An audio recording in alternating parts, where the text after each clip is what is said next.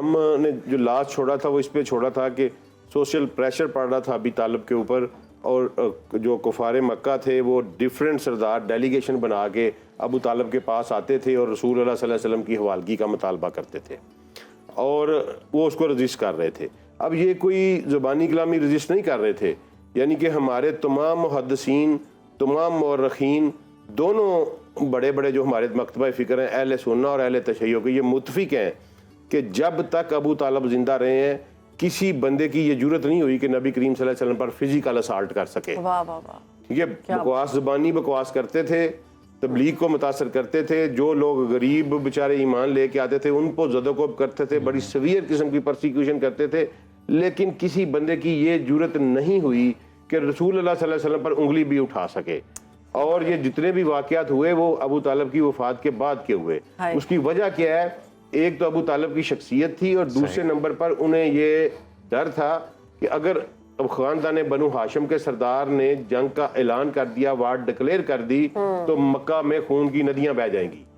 اس لیے کوئی بھی، اور دوسرا جو ابو طالب تھے وہ مسلسل ان کو تھریٹ بھی کرتے تھے اور میسج بھی بھجواتے تھے، اور ان کا طریقہ یہ تھا کہ وہ کعبہ کے سامنے کھڑے ہو جاتے تھے اکثر، جب سارے سردار چپال لگا کے کعبہ کے سین میں بیٹھے ہوتے تھے تو وہ شعر پڑھتے ہوتے تھے عربی میں، جن کا ترجمہ کچھ اس طرح ہے کہ یہ ہم سے محمد مانگتے ہیں، یہ سن لیں اے رب کعبہ، تیری عزت اور جلال کی قسم، ہم ان کو محمد کے قریب بھی نہیں پہنچنے دیں گے اس وقت تک جب تک کہ ہمارے سر ہمارے کندھوں پر ہیں اور ہمارا خون ہمارے اندر ہے۔ سبحان اللہ۔ تو یہ شعر وہ اکثر پڑھتے ہوتے تھے۔ تو اب دیکھتے ہیں کہ یہ جو ہم نے کہا کہ جی یہ پرسیکیوشن ہوتی تھی اور مباح قرار دے دیا جاتا تھا، اسے آگے چلتے ہیں۔ آگے یہ ہے کہ کیسے قبیلے کا سردار چینج کیسے ہوتا تھا۔ صحیح۔ تو میں نے آپ کو ایک اگزامپل دی تھی، بتایا تھا کہ اگر اجتماعی دین سے ہٹتا تھا تو اس کو دارالندوہ کی نشست سے ہٹا دیا جاتا تھا۔ اب یہ کوئی مفروضے کی بات نہیں ہے، اس طرح کے ایک نہیں دو واقعات نبی صلی اللہ علیہ وسلم کی نبوت کی تحریک میں وقوع پذیر ہو چکے تھے۔ اچھا۔ ایک قبیلہ تھا بنو تیم، اس کے ذمے تھا دیتیں، جو قتل کے معاملات ہو جاتے ہیں ان کا فیصلہ کرنا۔ تو اس کے جو سردار تھے وہ ابو قحافہ تھے۔ ابو قحافہ بہت بوڑھے ہو چکے تھے اور انہوں نے اپنی نشست اپنے بیٹے سیدنا ابوبکر صدیق کو دے دی ہوئی تھی۔ اب ابوبکر صدیق جو ہی انہوں نے اسلام قبول کیا، انہیں دارالندوہ سے برخاست کر دیا گیا، فارغ کر دیا گیا۔ اور دوسرا واقعہ ایک اس سے بھی بڑا قبیلہ تھا جس کے پاس بڑی ذمہ داری تھی، وہ تھا عدی کا قبیلہ۔ بنو عدی یہ تھے کہ وہ سفارت کاری کرتے تھے، ایمبیسڈرز ہوتے تھے۔ تو ان کی جو نشست تھی وہ خطاب بن نفیل کے پاس تھی۔ تو خطاب بن نفیل کا ایک بڑا ہونہار قسم کا بیٹا تھا، بہت چلاک ہوشیار۔ تو خطاب نے والنٹیرلی اپنے بیٹے کو اپنی نشست دے دی، اور وہ بیٹا جو تھا وہ نبی کریم صلی اللہ علیہ وسلم کی مخالفت میں سب سے پیش تھا، اور وہ اتنا ٹیلنٹڈ تھا کہ اس نے چند ہی سالوں میں ایک مرکزی حیثیت اختیار کر لی تھی دارالندوہ میں۔ لیکن اللہ کا کرنا ایسا ہوا کہ جب اس کا دل اللہ نے منور کیا تو وہ عمر بن خطاب سے عمر الفاروق بن گیا، تو اس کو بھی فارغ کر دیا گیا۔ اور نہ صرف فارغ کر دیا گیا بلکہ اس کے قبیلے میں چونکہ اس کے والد فوت ہو چکے تھے، اس کے جو چچا کا بیٹا تھا وہ پہلی مسلمان ہو چکا تھا، بھائی بھی مسلمان ہو چکا تھا، تو ان کو فارغ کر دیا دارالندوہ سے۔ تو یہ دو اگزامپلز آلریڈی موجود تھیں کہ جی جو بندہ دین چینج کرتا ہے اس کو دارالندوہ سے فارغ کر دیتے ہیں۔ اب ابو طالب کو اعلان کرنے کے بعد اگر کر دیتے تو کیا ہوتا؟ ٹھیک ہے جی، تو اس میں جو طریقہ کار تھا بنو ہاشم کی سرداری کا وہ یہ تھا، وہ لا پرائمو جینیچر نہیں تھا، وہ بردرہڈ بیس کے اوپر تھا۔ یہ دو ڈائنیسٹیز میں طریقے چلتے ہیں، ایک لا پرائمو جینیچر جو چل رہا ہے ابھی یو کے میں، کہ جب ایک بادشاہ مرا تو جو اس کی سب سے بڑی اولاد ہے وہ بادشاہ بنے، اور ایک بردرہڈ کا ہوتا ہے جو ابھی بھی چل رہا ہے، سعودیہ میں بھی وہی چل رہا ہے کہ بھائی جو ہیں وہ آتے جاتے ہیں اسی آرڈر سے۔ تو ابو طالب اگر پیچھے ہٹتے تو اگلا سردار جو تھا وہ ابو لہب تھا۔ اب ابو لہب اس کائنات کا گندہ ترین کافر ہے، ٹھیک ہے، اور اس کی بہت زیادہ دشمنی تھی نبی کریم صلی اللہ علیہ وسلم کے ساتھ۔ اس کی دشمنی کی، اور وہ علانیہ دشمنی تھی، کوئی خفیہ دشمنی نہیں تھی۔ نبی صلی اللہ علیہ وسلم کا وہ سگا چچا تھا، لیکن ایک تو حسد اور کینہ بہت زیادہ تھا، اور دوسرا بڑا فیکٹر تھا کہ اس کی جو بیوی تھی وہ بنو امیہ سے تھی، ٹھیک ہے، اور بنو امیہ جو تھے وہ نبی صلی اللہ علیہ وسلم کی مخالفت میں پیش تھے، اور اس کی بیوی جو ہے وہ ویسے بھی لیڈر ٹائپ تھی، یعنی تاریخ میں یہ لکھا ہوا ہے کہ مکہ میں 3 اس وقت خواتین تھیں جن کا وزن پورے مکہ کو نہیں اٹھا سکتا تھا. اچھا. اور وہ 3 ایک یہ ام جمیل تھی ابو لہب کی بیوی, ایک ہند زوجہ ابو سفیان تھی, اور ایک سید رسول اللہ صلی اللہ علیہ وسلم کی پھوپھی مبارکہ تھی اما سیدہ صفیہ. تو یہ تینوں بڑی سٹرانگ خواتین تھی, مکے میں ان کی شہرت تھی.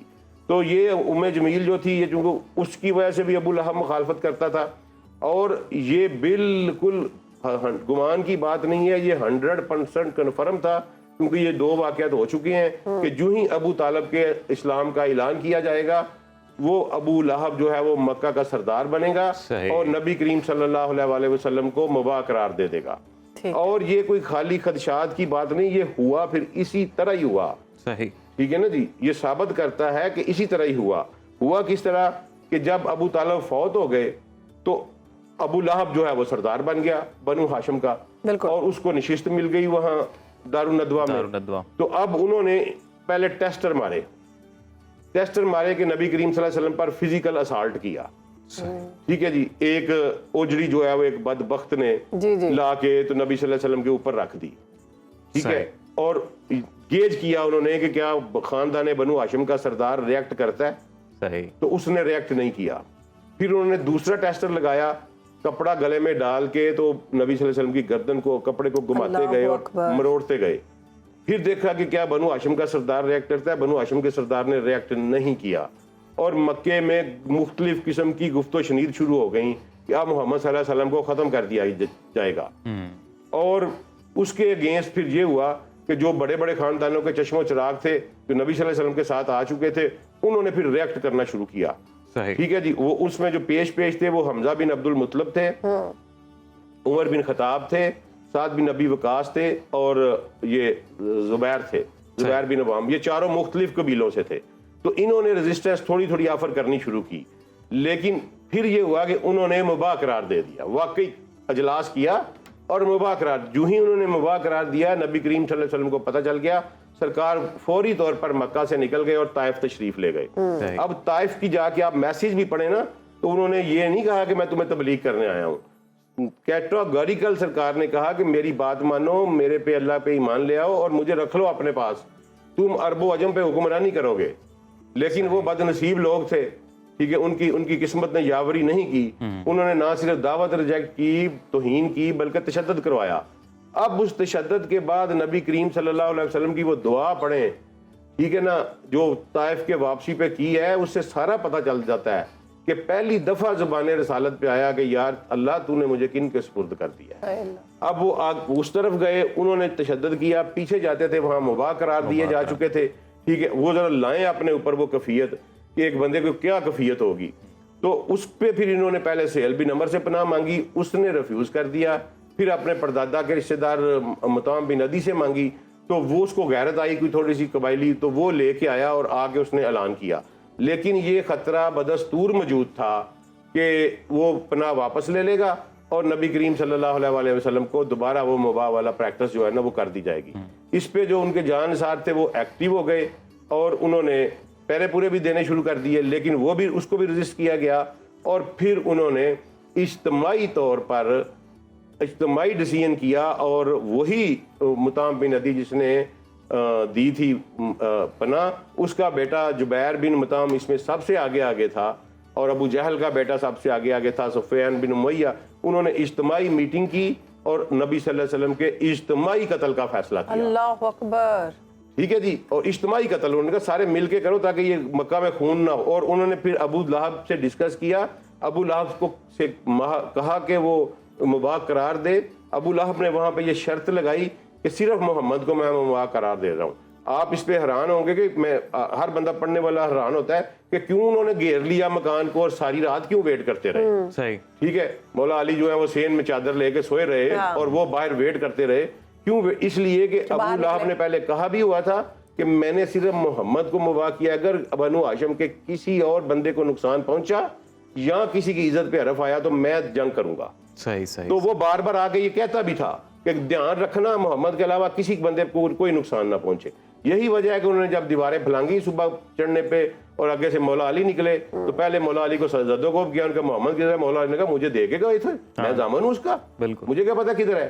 تو پھر انہوں نے اس کو چھوڑ دیا اسی وجہ سے کہ صرف محمد صلی اللہ علیہ وسلم کو مباح قرار دیا گیا تھا. تو یہ کنکلوژن ہے, یہ میری گزارش ہے تمام اپنے سننے والوں سے کہ اگر ابو طالب کا اسلام کا اعلان کر دیا جاتا تو اسلام جو ہے وہ بڑے پہلے دن ہی, یہ پودا پھوٹتے ہی جو ہے وہ جڑ سے اکھاڑ دیا جاتا. یہ ممکن ہی نہیں تھا.